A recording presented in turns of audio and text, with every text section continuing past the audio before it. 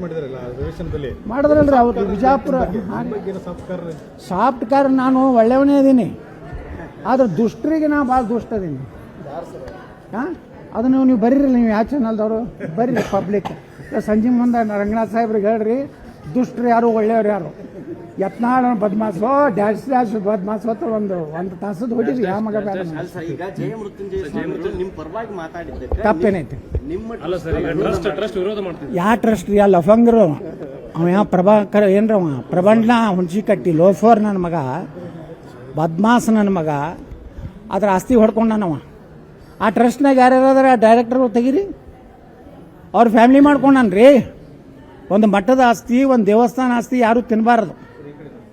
ಒಂದು ವೇಳೆ ಅದು ತಿಂದವ್ರ ಮನೆ ಎಲ್ಲ ನಟ್ಟಂಶ ಆಗ್ಯಾವ. ನಮ್ಮ ಬಿಜಾಪುರನ ಒಂದು 3-4 ಫ್ಯಾಮ್ಲಿಗಳು ಬಡ್ಡಿ ಸಹಿತ ಹೋಗೈತಿ. ಯಾಕೆ? ನೀವು ಮಠದ ಆಸ್ತಿ ಬಂಗಾರ ಹೊಡೆದಿದ್ರಿ, ನೀವು ಮಠದ ಜಾಗ ಹೊಡೆದಿದ್ರಿ.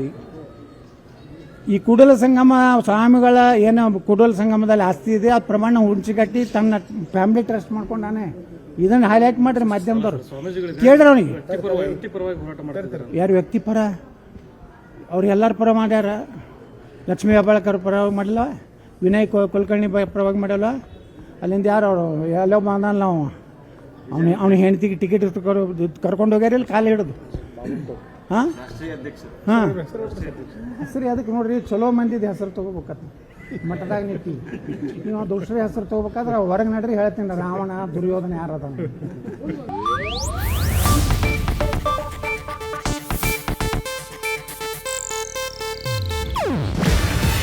ಇದು ಏಷ್ಯಾನೆಟ್ ನ್ಯೂಸ್ ನೆಟ್ವರ್ಕ್ ಪ್ರಸ್ತುತಿ.